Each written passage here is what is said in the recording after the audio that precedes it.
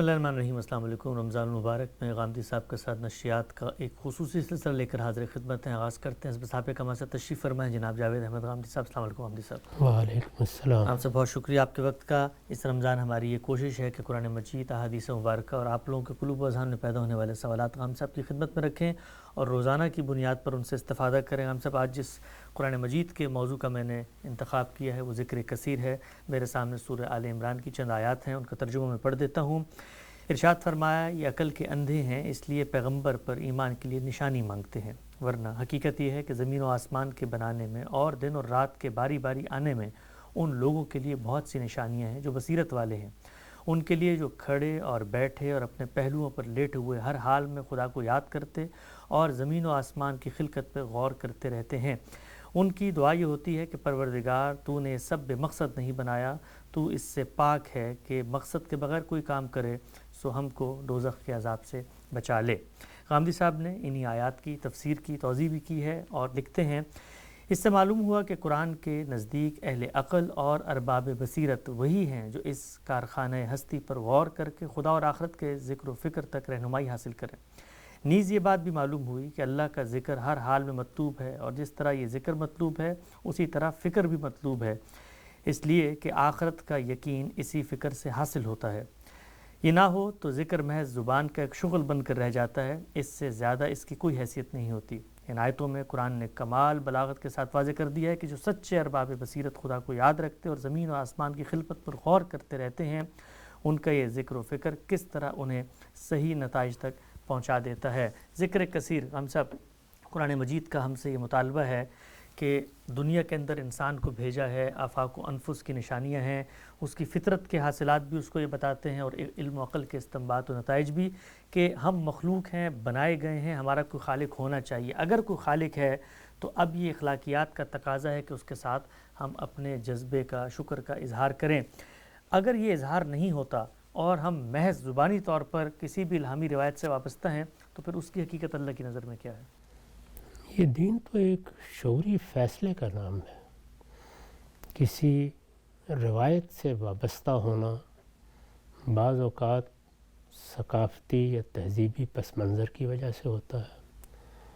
ہم کسی خاص گھرانے میں پیدا ہوئے ہیں، ہم نے کسی خاص برادری میں جنم لیا ہے، ہم ایک قوم سے تعلق رکھتے ہیں، یہ سب چیزیں ہمارا ایک رشتہ استوار کر دیتی ہیں، لیکن مذہب محض کسی جغرافی حقیقت کا نام نہیں ہے، وہ تو ایک نظریہ ہے۔ اس کائنات کا خالق ہے یا اس کائنات کا خالق نہیں ہے؟ اگر اس کائنات کا خالق ہے تو پھر اس کے بارے میں یہ شعوری فیصلہ کیا جاتا ہے کہ وہی ہمارا پروردگار ہے، وہی ہمارا معبود ہے، وہی اس پورے عالم کا بادشاہ ہے۔ یہ فیصلہ کر لینے کے بعد اس کے حقوق قائم ہو جاتے ہیں، میری حیثیت متعین ہو جاتی ہے۔ پھر اگر اس کے ساتھ یہ بات بھی سمجھ لی جائے، اور جس طرح کے قرآن مجید کے اس اقتباس سے بھی واضح ہے کہ انسان غور و فکر کے نتیجے میں یہ بات سمجھ لیتا ہے کہ مجھے اس دن کا انتظار کرنا ہے جب میں اس کی بارگاہ میں پیش ہوں گا، جب میں مسئول ٹھہرایا جاؤں گا، جب میں جواب دہی کے لیے پیش کیا جاؤں گا۔ یہ چیز جیسے ہی انسان کے لیے ایک شعوری فیصلہ بنتی ہے تو اس کے بعد اصل میں ایمان کی، اسلام کی ابتدا ہوتی ہے۔ یہ شعوری فیصلہ ہر اس شخص کے لیے ضروری ہے جو یہ کہتا ہے کہ میں مسلمان ہوں۔ ماں باپ کے گھر میں پیدا ہوئے، کچھ سیکھ لیا، کچھ جان لیا، کچھ سن لیا، معلومات میں کچھ اضافہ ہو گیا، کسی چیز کے بارے میں کوئی تردد پیدا نہیں ہوا، اس سے وابستہ رہے، یہ سب تو میری اور آپ کی تاریخ ہے۔ یہ ایک ہندو کو بھی میسر ہوتی ہے، ایک مسیحی کو بھی میسر ہوتی ہے، ایک مسلمان کو بھی میسر ہوتی ہے۔ اللہ تعالیٰ کی معرفت اگر حقیقی معنی میں حاصل نہیں ہوئی تو پھر مذہب کی ابتدا ہی نہیں ہوئی۔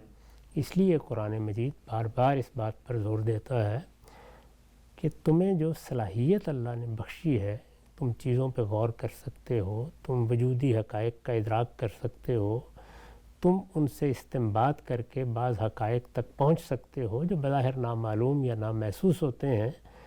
اس اپنی صلاحیت سے کام لے کر تمہیں مذہبی مقدمات کے بارے میں فیصلہ کرنا ہے۔ اس فیصلے سے ہر آدمی اپنی استطاعت اور استعداد کی حد تک گزرتا ہے.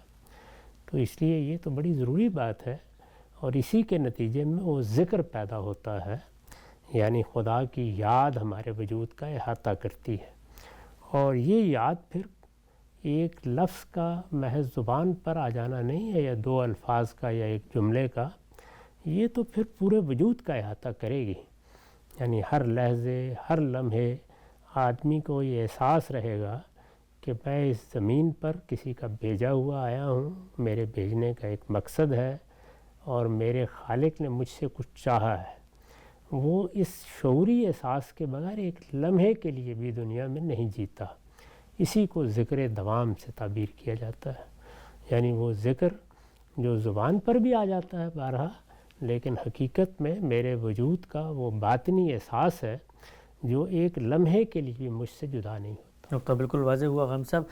مولانا امین حسن اصلاحی انہی آیات کی توضیح میں لکھتے ہیں، یہ ذکر و فکر خود بخود ان کو اس نتیجے تک پہنچا دیتا ہے کہ یہ عظیم کارخانہ بے غایت و بے مقصد نہیں ہو سکتا، اور جب بے غایت و بے مقصد نہیں ہو سکتا تو لازم ہے کہ یہ محض اتنے ہی پر تمام نہ ہو جائے جتنا ظاہر ہو رہا ہے، بلکہ ضروری ہے کہ ایک دن ایسا آئے جس میں گناہ گار اور نیکوکار دونوں اپنے اعمال کا بدلہ پائیں، اور اس دنیا کی خلقت میں جو عظیم حکمت پوشیدہ ہے وہ ظاہر ہو جائے. آسمان و زمین کی خلقت اور رات و دن کی آمد و شد میں جو نشانیاں ہیں ان کی طرف یہاں اجمالی اشارہ کیا گیا ہے. اس کی تفصیل پورے قرآن مجید میں پھیلی ہوئی ہے. قرآن نے بڑی وضاحت کے ساتھ گوناگوں پہلوؤں سے آفاق کی ان نشانیوں کو نمایاں کیا ہے جو شہادت دیتی ہیں کہ اس کائنات کے پیچھے ایک عظیم طاقت ہی نہیں بلکہ اس کے ساتھ ساتھ عظیم حکمت بھی ہے. صرف بے اندازہ کثرت ہی نہیں بلکہ اس کثرت کے ساتھ نہایت حیرت انگیز توازن بھی ہے. یہ چیز ظاہر کرتی ہے کہ اس دنیا کا پیدا ہونا نہ تو کوئی اتفاقی حادثہ ہے، نہ کیلنڈر کا کھیل، بلکہ یہ ایک قدیر و حکیم، عزیز و غفور اور سمیع و علیم کی بنائی ہوئی ہے. اس وجہ سے یہ بات اس کی فطرت کے خلاف ہے کہ یہ خیر و شر اور نیک و بد کے درمیان امتیاز کے بغیر یوں ہی چلتی رہے اور یوں ہی تمام ہو جائے. ہم سب اللہ تعالیٰ قرآن مجید میں بیان کرتے ہیں کہ جب قرآن کی دعوت نازل ہوئی تو جو مخاطبین تھے پیغمبر کے، وہ ہر جگہ یہ کہتے ہیں کہ کوئی نشانی لے کر آئے، کوئی نشانی لے کر آئے، ہمیں کوئی ایسی چیز آپ دکھا دیں کہ جس کے بعد اتمام حجت ہو جائے، ثابت ہو جائے کہ جی ہمارا نقطہ نظر غلط ہے. اللہ تعالیٰ کا یہ دعویٰ ہے کہ جو کچھ کائنات میں نے تمہیں دیا ہے، اپنے داخل پہ غور کرو تو جو معجزات تمہیں نظر آتے ہیں اپنے خارج میں دیکھو، یہ ہریاول سبززار، یہ بل کھاتی ندیاں، یہ بہتے جھرنوں کا شور، یہ پہاڑوں کے سلاسل، یہ سب کچھ، کیا تمہیں یہ نشانی نہیں لگتا؟ یہی بنیادی مقدمہ ہے. قرآن مجید اسی جانب توجہ دلاتا ہے کہ اگر کوئی ایسی نشانی دکھانی ہے جس کے بعد حجاب اٹھ جائے، جس کے بعد اندھوں کو بھی نظر آ جائے، جس کے بعد بیل گدھے بھی ماننے کے لیے تیار ہو جائیں، تو پھر ابتلاء کا قانون کہاں گیا؟ پھر امتحان کیا ہوا؟ اللہ تعالیٰ نے اپنی پوری اسکیم کی اپنے پیغمبروں کے ذریعے سے وضاحت کی ہے کہ میں نے اس کائنات میں جگہ جگہ اپنی نشانیاں بکھیر دی ہیں. یہ نشانیاں میری قدرت کی بھی ہیں، میری حکمت کی بھی ہیں، میری رحمت کی بھی ہیں، میری ربوبیت کی بھی ہیں. سب سے بڑی نشانی خود انسان کا وجود ہے. انسان اس کائنات کی پدا کب ہوئی اس کے بارے میں تو کسی تردد میں مبتلا ہو سکتا ہے، لیکن اپنے آپ کو تو وہ اپنی آنکھوں سے بنتے ہوئے دیکھتا ہے. انسان کے لیے اپنی خلقت یعنی انسان کی خلقت ایک وجودی حقیقت ہے. ہمارے سامنے وہ اجزاء موجود ہیں جن کے اختلاط سے ایک قطرہ آب بنتا ہے، ایک بیضہ بنتا ہے. جب تک وہ اجزاء ہیں ان میں کسی درجے میں کوئی انسان کا تخم نہیں پایا جاتا، کوئی بیج نہیں نظر آتا جس سے وہ پھوٹ نکلے گا. لیکن وہی کائنات کا خالق ہے کہ جو ہمارے اس وجود کے اندر سب کچھ تخلیق کرنا شروع کر دیتا ہے. اس کے نتیجے میں وہ ابتدائی خلیہ وجود میں آ جاتا ہے جو پھر ایک کے بعد دوسرے دور سے گزرتے گزرتے ایک جیتا جاگتا انسان ارسطو افلاطون بن جاتا ہے. تو اس طرح اپنے آپ کو تو ہم پیدا ہوتے ہوئے دیکھتے ہیں، بنتے ہوئے دیکھتے ہیں، خام اجزاء سے وہ صورت اختیار کرتے ہوئے دیکھتے ہیں جو آخری درجے کی حیرت انگیز چیز ہے. یہ سب کچھ دیکھنے کے بعد کوئی اندھا ہی ہوگا کہ جو خالق کو تلاش نہ کرے. اس کو دیکھنے کے بعد ہر عاقل یہ خیال کرتا ہے کہ یہ اگر سب کچھ میرے سامنے ہوا ہے تو اس کا کوئی بنانے والا ہے. اس پر تو گفتگو ہو سکتی ہے کہ وہ بنانے والا کون ہے، لیکن ہے بنانے والا. میں مخلوق ہوں، میرا ایک خالق ہے. یہ تو ایسی چیز ہے کہ جس کا انکار کرنا کسی کے لیے ممکن ہی نہیں ہے. چنانچہ فلسفے میں، سائنس میں، تصوف میں اس کو مانا گیا ہے کہ انسان ایک مخلوق ہے، اس کا خالق ہے. وہ خالق کون ہے؟ عام طور پر الحاد کا مقدمہ یہ رہا ہے کہ وہ خالق یہی کائنات ہے. اللہ کے پیغمبروں نے آ کے خبر دی ہے کہ وہ اس سے ماورا ہستی ہے، وہ سمیع و علیم ہے، وہ غفور و رحیم ہے، وہ ایک حی و قیوم ہستی ہے، اس نے تمہیں بنایا ہے. تو یہ وہ بنیادی مقدمہ ہے، اس سے گزرے بغیر کوئی انسان اپنی زندگی کی ابتدا ہی نہیں کر سکتا. اس لیے اس کی طرف تو بار بار توجہ دلانے کی ضرورت ہوتی ہے. ٹھیک. اچھا غالب صاحب، یہ جو نقطہ جب پیش کیا جاتا ہے آج کے دور میں جو افادیت پہ مبنی دور ہے، لوگ امیڈیٹ نتائج کو دیکھ رہے ہوتے ہیں، تو وہی کہتے ہیں کہ جو کچھ آپ کہانی ہمیں سنا بھی رہے ہیں بڑی اہم ہوگی، لیکن یہ تو ہمارے مرنے کے بعد کی ہے، ابھی تو ہم نے اس دنیا میں جینا ہے. تو مذہب جو ہے وہ دنیا میں جینے کے حوالے سے بھی کوئی ایسے سوالات ہیں، ایسے اندیشے ہیں کہ جن میں ہم بے چین رہیں اگر مذہب کو نہ پائیں، یا صرف اور صرف اس بڑے سوال کو کہ بھئی مرنے کے بعد کیا ہوگا اسی کو ایڈریس کرتا ہے؟ نہیں، یہ بڑا سوال ہماری موجودہ زندگی سے متعلق سوال ہے. بہت اہم بات. یعنی میں یہاں کیوں آیا ہوں، یہ میری زندگی کے بارے میں سوال ہے. اس کا حاصل کیا ہے، یہ میری اسی زندگی کے بارے میں سوال ہے. یہ کسی مقصد کے تحت ہے، یہ بے مقصد ہے، یہ بھی اسی زندگی کے بارے میں سوال ہے. اس کو کسی انجام تک پہنچنا ہے یا مجھے مٹی میں مل جانا ہے، یہ بھی اسی زندگی کے بارے میں سوال ہے. بہت اہم بات ہے. اصلی بات یہ ہے کہ وہ کون سے سوال ہیں جو مذہب کا موضوع ہے. مذہب کا موضوع یہ سوالات ہیں، یعنی میرا وجود، میری حقیقت، میری ابتدا، میری انتہا، میرا انجام، یہ مذہب کا موضوع ہے. باقی رہ گئی یہ بات کہ دنیا میں مجھے کھانا ہے، کمانا ہے، جدوجہد کرنی ہے، دنیا کو سمجھنا ہے، سیاست، معیشت، معاشرت کے مسئلے حل کرنے ہیں، یہ مذہب کا موضوع نہیں ہے. ان چیزوں کے لیے انسان کو اللہ تعالیٰ نے بڑی عقل دے رکھی ہے. وہ اس کی روشنی میں اپنے لیے نئی نئی چیزیں دریافت بھی کرتا ہے اور بہت سے معجزات پیدا کر دیتا ہے. سائنس کی تحقیقاتی کو دیکھ لیجئے.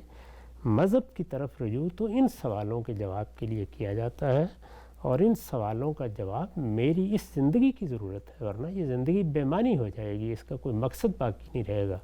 پھر میرے لیے کسی عمل کی بنیاد بھی فراہم کرنا ممکن نہیں ہو. ہم سے بہت اچھا آپ نے خوبی کے ساتھ یہ نقطہ پیش کیا. لیکن مثلا کوئی شخص یہ کہے کہ جی زندگی کے اندر مجھے آلام، مصائب، پریشانیاں نظر آتی ہیں، تو میں اس کی ایک توجیہ کرتا ہوں کہ بھئی دنیا کے اندر اگر یہ ہیں تو میں نے اپنے آپ کو اس سے بچانا ہے، کیونکہ یہ نظر آ رہا ہے کہ کسی کے ساتھ زیادتی ہو رہی ہے، تو اپنے اپنے دائرے کے اندر لوگ اچھائی کرتے چلے جائیں اور زیادتیوں سے بچتے چلے جائیں، تو اس میں کیا پرابلم باقی رہ جائے گا؟ نہیں، یہ تو سب چیزیں ہمیں کرنی ہیں، یہ ہمارے ہی دائرے کی چیزیں ہیں. دنیا میں ظلم ہے، عدوان ہے، زیادتی ہے. اللہ تعالیٰ نے تو اس کی مہلت دی ہے انسان کو، اور اس دنیا کے نظام میں وہ رکھنے پیدا کر دیے ہیں جس میں زلزلے، قحط، بجلیاں، آلام پیدا ہوتے ہیں. ان کا علاج تو ہمیں ہی کرنا ہے. یہ تو ہمارے لیے پیدا کیے گئے ہیں، ہمیں ان کے علاج بھی ڈھونڈنے ہیں. ہمیں ان کے لیے غور کر کے یہ دیکھنا بھی ہے کہ یہ کیوں پیدا ہوتے ہیں اور کیا ہم ان کا مقابلہ کر سکتے ہیں. یہ تو یہاں کے معاملات ہیں. اس کے لیے اللہ تعالیٰ نے انسان کو عقل دی ہے، علم دیا ہے، اور انسان کو اس میں اپنی عقل اور علم کی طرف رجوع کرنا چاہیے. میں نے تو اسی لیے عرض کیا کہ وہ بنیادی سوال ہے. مجھے مرنا ہے، مجھے ایک دن زمین سے جانا ہے، میری کوئی غایت ہے یا نہیں، میرا کوئی مقصد ہے یا نہیں، میں کسی مقصد کے تحت آیا ہوں یا نہیں آیا ہوں، موت کے بعد کوئی زندگی ہے یا میں مر کے مٹی مل جاؤں گا. یہ اصل میں وہ بنیادی سوالات ہیں جن کا جواب مذہب دیتا ہے. وہ زندگی کے آلام کے معاملے میں صرف اصول بتا رہا ہے کہ تمہارے پروردگار نے ان آلام کی گنجائش کیوں رہنے دی ہے. اس لیے کہ اس نے یہ دنیا ابتلا کے لیے بنائی ہے. تو وہ تو مسئلہ ایک الگ مسئلہ ہے، لیکن یہ کہ یہ تو نہیں کہا گیا کہ ان آلام کا تمہیں علاج نہیں کرنا.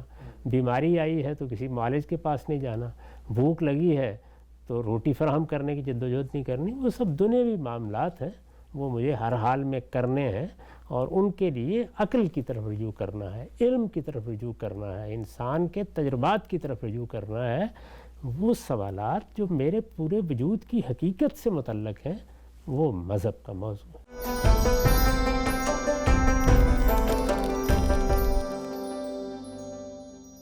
ذکر کثیر سے کیا مراد ہے؟ قرآن مجید کا مطالعہ ہمیں کیا بتاتا ہے کہ اللہ تعالیٰ کی اسکیم کیا ہے اور اس کا ناگزیر نتیجہ اور تقاضا کیا ہے، انسانوں کا کیا رویہ ہونا چاہیے، زیر بحث لے کر آئے۔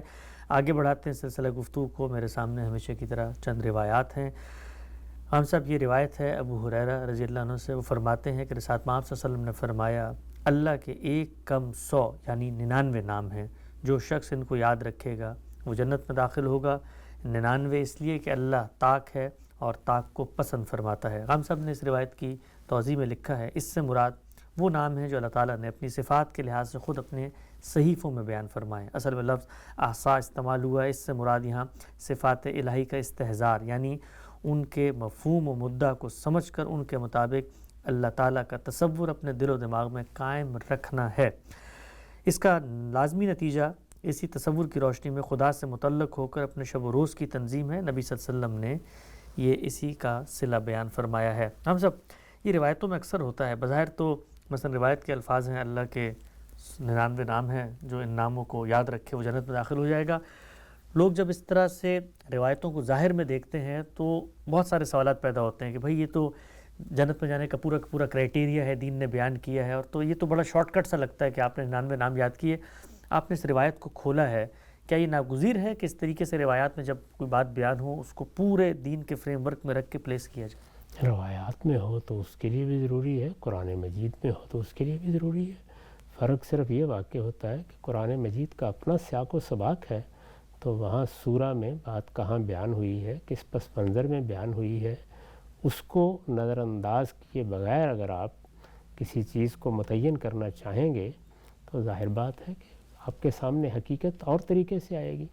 یہی صورتحال روایت میں پیدا ہو جاتی ہے۔ آخر نبی صلی اللہ علیہ وسلم نے کسی موقع پر، کسی پس منظر میں، کسی محل میں بات فرمائی ہے، تو اس کو سمجھنے کے لیے قرآن کو بھی دیکھنا پڑتا ہے، دوسری روایات کو بھی دیکھنا پڑتا ہے، اور پورے دین کی تصویر بھی سامنے رکھنی پڑتی ہے۔ یہ تو ایک بڑا فطری طریقہ ہے کہ اگر کسی صاحب علم کی بات بھی آپ سمجھنا چاہتے ہیں اور اس کا کوئی 1 جملہ یا 2 جملے آپ کے سامنے آتے ہیں تو اس کے پورے فکر میں رکھ کے اس کو سمجھا جاتا ہے، اور اگر اس نے کوئی باقاعدہ کتاب لکھی ہے تو پھر اس کے سیاق و سباق میں رکھ کے سمجھا جاتا ہے۔ ٹھیک۔ اچھا ہم سب عام طور پہ اللہ کے 99 نام مشہور بھی ہیں، اکثر جگہوں پہ لکھے ہوئے بھی آ رہے ہوتے ہیں، لوگوں نے اس کو پڑھا بھی ہے ایک دھن میں ڈال کر۔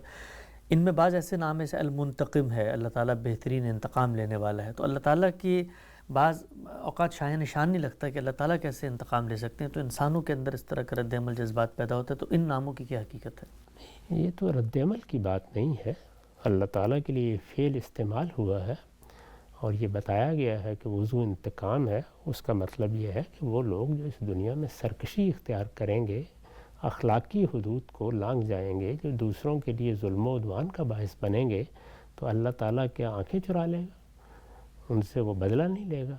اس کو بیان کیا گیا ہے۔ ہماری اردو میں یہ لفظ ذرا مختلف مفہوم میں استعمال ہوتا ہے، ورنہ تو اگر ہمارا پروردگار ظالموں سے انتقام نہیں لے گا تو وہ انصاف کیسے کرے گا، پھر عدل کس طریقے سے ظہور پذیر ہوگا۔ لیکن ہر فعل سے ایک صفت یا اسم نہیں بنا لینا چاہیے۔ ٹھیک۔ وہ بعض اوقات لوگوں نے یہ دیکھ کر کہ یہ فعل اللہ تعالیٰ کے لیے استعمال ہوا ہے، اس طرح کے اسما بھی بنا لیے ہیں۔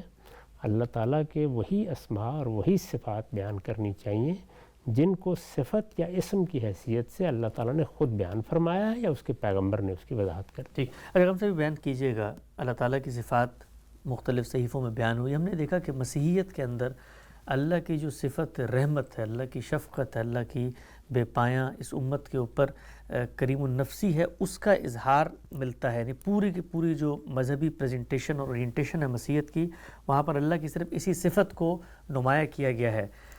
اللہ تعالیٰ نے جس طریقے سے اپنی صفات بتائی ہیں اس میں سب کچھ ہے، یعنی وہ انصاف بھی کریں گے، رحمت بھی کریں گے، اسی طرح سے وہ ہر چیز پر قدرت بھی رکھتے ہیں، یہ آپ نے اس طرح بیان فرمایا، انتقام والی، تدبیر بھی کرنے والے بہترین۔ تو ایک پہلو کو اگر لے لیا جائے تو اس سے جو اللہ تعالیٰ کی پورا کا پورا تصور خود اللہ کی صفات سے پیدا ہوتا ہے یا ہونا چاہیے، اس میں خلل واقع ہو جاتا ہے۔ جب آپ کسی بھی شخصیت، کسی ہستی، کسی تصور یا کسی نظریے کی جزوی تعبیر کریں گے تو وہ ہمیشہ غلط ہوگی۔ اس کو پورا کا پورا ہی سامنے آنا چاہیے اور پورا ہی کا پورا سمجھنا بھی چاہیے.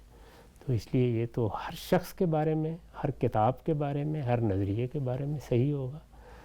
مسیحیوں نے اگر اس میں سے کسی ایک چیز کو لے کے نمایاں کر دیا ہے یا کوئی اور گروہ کسی دوسری چیز کو نمایاں کر دیتا ہے تو وہ عدم توازن پیدا کرے گا. اللہ کی کتاب اسی لیے نازل ہوتی ہے کہ ہم انسان چیزوں کے بارے میں جس غیر متوازن رویے کا شکار ہو جاتے ہیں اس سے ہمیں نکالے اور صحیح جگہ پر لا کر بٹھائے.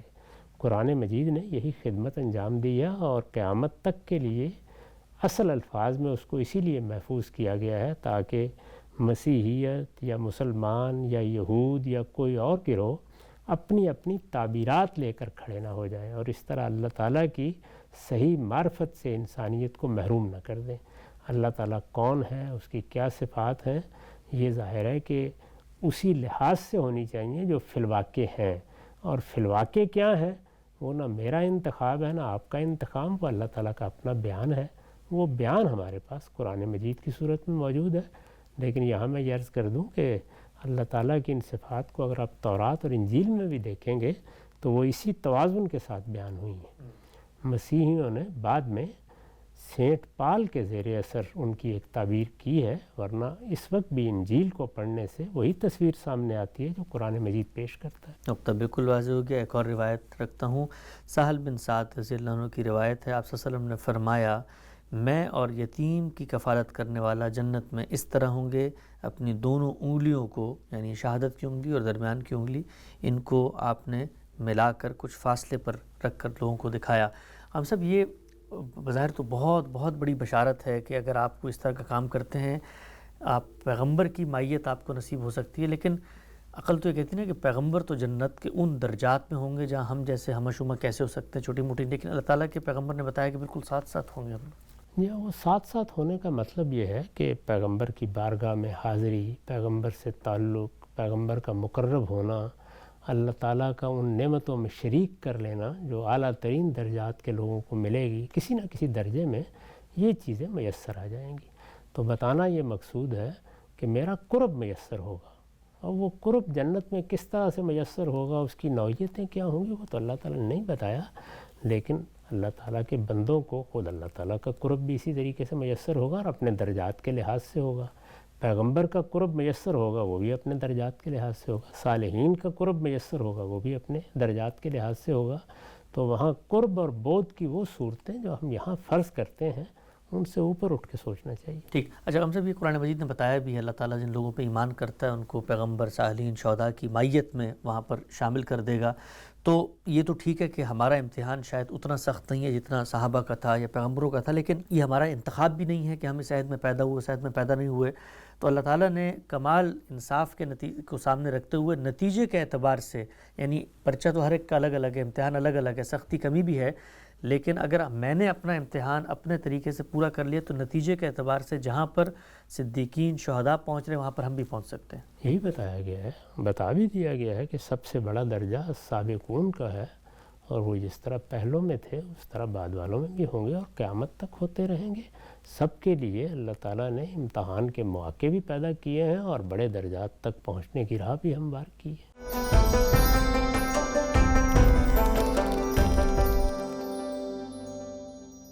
حدیث زیر بحث ہم لا رہے تھے، کچھ متفرق سوالات ہم سب کی خدمت میں رکھتے ہیں. آخر میں ہم سب سوال ہے کیا یہ بات تخیل میں بھی لائی جا سکتی ہے کہ قرآن کے اولین مخاطبین آپ کی متعین کردہ ابواب بندی سے کام لیتے ہوں گے؟ کیا اس بات کا ذرا بھی ہمیں نمونہ ملتا ہے تاریخی ماخذ کو پڑھنے کے نتیجے میں؟ جس طریقے سے قرآن مجید کی ایک آیات کی روشنی میں ہم سب بیان فرماتے ہیں کہ 7 گروپس ہیں جن کے اندر صورتوں کو جو ہے وہ نازل کیا گیا ہے، صورتوں کی اس وقت ترتیب ہمارے سامنے آتی ہے.